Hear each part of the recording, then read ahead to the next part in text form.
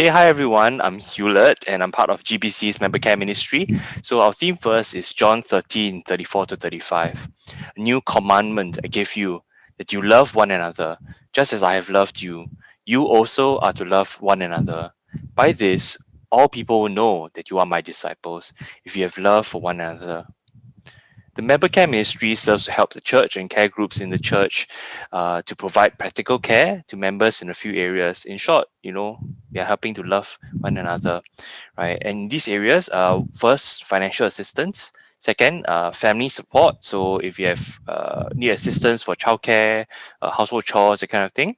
Home visitation, if let's say members require home visits due to maybe health or mobility constraints, transport. So if you require transport for church services or even medical appointments, and hospital visitation. So for members who are in the hospital for a short period of time, a longer period of time, we wanted to do hospital visits also just to check in on them. But during COVID-19, this is also on hold lah. Okay, and the care group leaders, right, they actually play an important role in member care as they provide practical care to care group members. So today we have Wei Xuan, and he's going to share with us how he and his care group are ministering to the practical care needs of the care group members as well as even to the larger church. So Wei Xuan, can you share with me, how do you and your care group members be intentional in knowing the needs of each the care group members, right? What are some things you do, and how do you what tips can you give to kind of be sensitive to each other's needs? Mm. I think the first thing, the main point is really about creating, be intentional in creating the opportunities and the touch points for meaningful fellowship. So our care group meets every 2 weeks on a Saturday afternoon. In addition to that, what we started to do also this COVID period where a lot of us are watching the service at home is that after the Sunday service, we also get together on Zoom for a short half an hour sharing and reflection of using the reflection question from the sermon, as well as using the time to also encourage one another and also to catch up with anyone who may have missed the Saturday CG session, for example.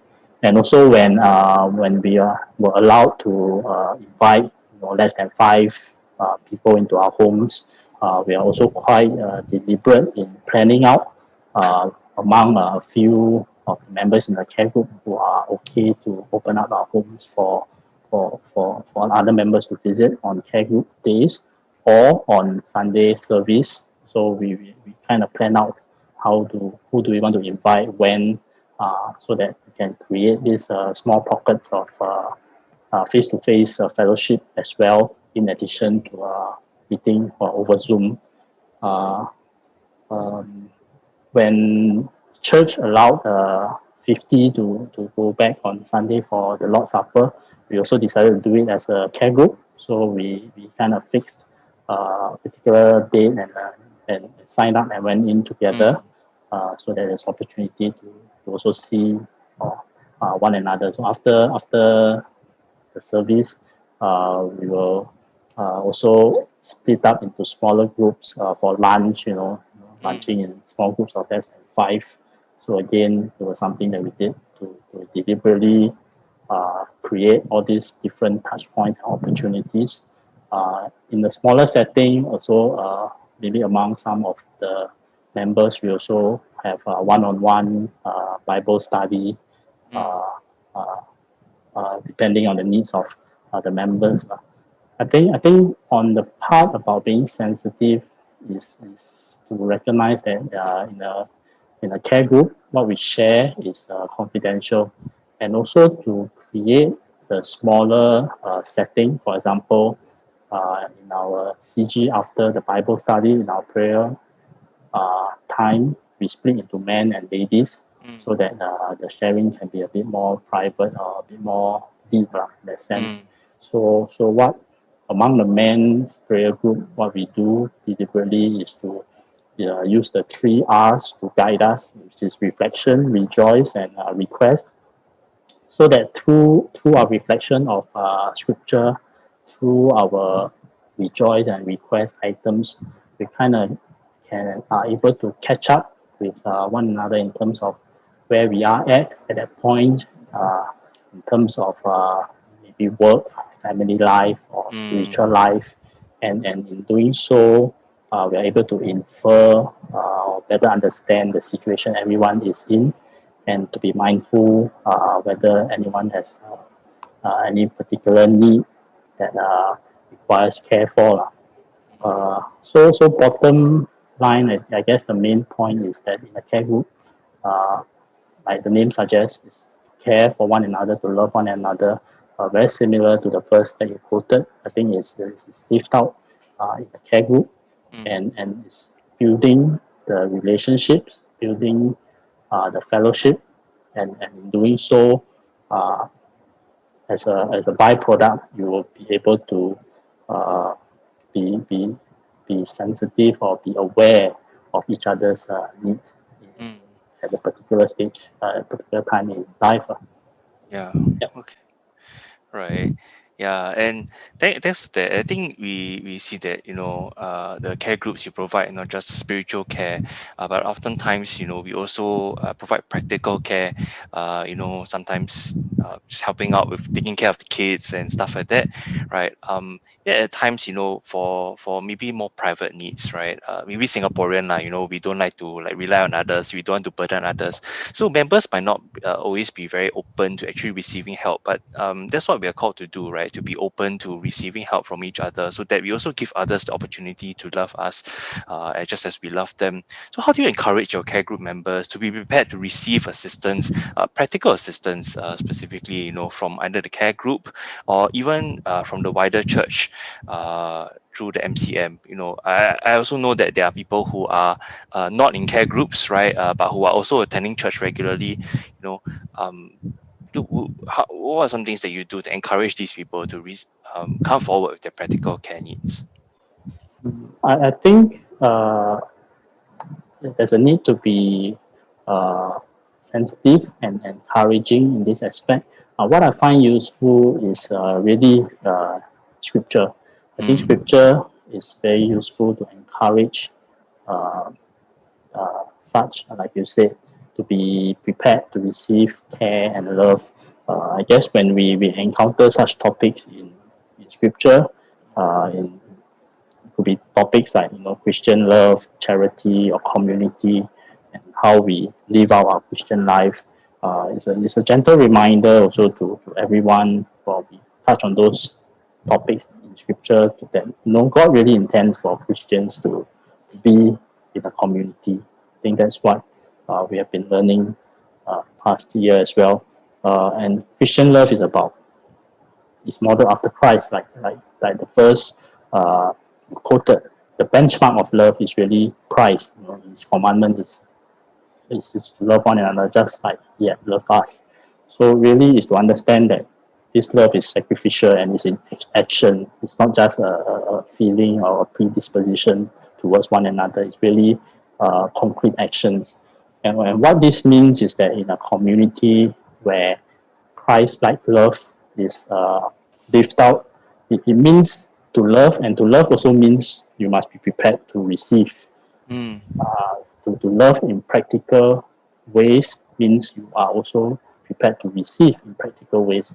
So I think these are some of the encouragement we through scripture to one another mm. to in a way say not be shy, not to be paise, like what you mentioned. And that Yeah. really is a very Christian thing to love and to be loved. Right. Would you be able to share with us, like, maybe one such outcome, where, maybe one of your care group members has actually received practical help and, they were very appreciative of it. Be able to share out one of those encounters? Um, I guess in very practical ways, in the example of maybe uh, the challenge of parents with young children, myself, I have two young kids. So what I did was, for example, Sunday service, I'll invite another family with Mm-hmm. a young child to come together to my place on Sunday to worship together, so that the children can also be able to play together. So it really does also free up the attention for the parents to perhaps be able to uh, pay more attention to sermon. I mean, it's not perfect. Yeah. Are still running around, making a lot of noise. But I guess it's a matter of uh, caring for one another in that way, in a very practical way, and to be mutually supporting and being there for one another in such challenging times, where you can't be back in service. There's no childcare or Sunday school, and Yeah. to really tend to the children. These are some of the practical ways we can help.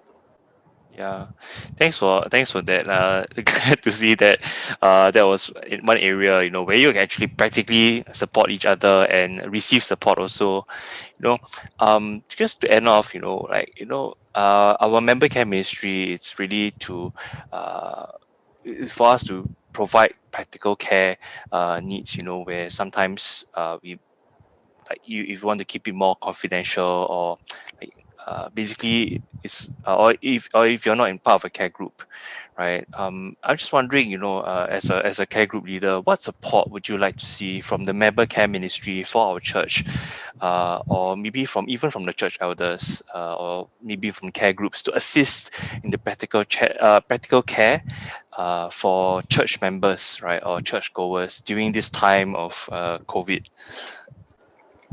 Um, I thought that your introduction on the ministry and the areas that you are looking at, I think those are very encouraging and very practical uh, things that you are looking at.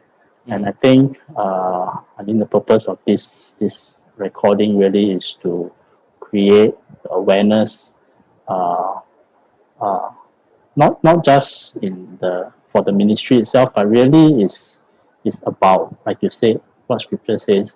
It's about Christian love and care in the community. So I guess what I would really like to see is this being not just limited to the ministry, in creating this awareness is to really remind one another, really this great commandment to love one another. So creating the awareness, seeing it in action, and then also to see people stepping forward, whether to provide help or to receive help. I think these are wonderful testimonies and witness that will be very encouraging to uh, care group and the members of GBC. Yeah, thanks, Rachel. And I've been very encouraged by your sharing as well. So, thank you. Thank you for sharing, and good night. Thank you. Thank you.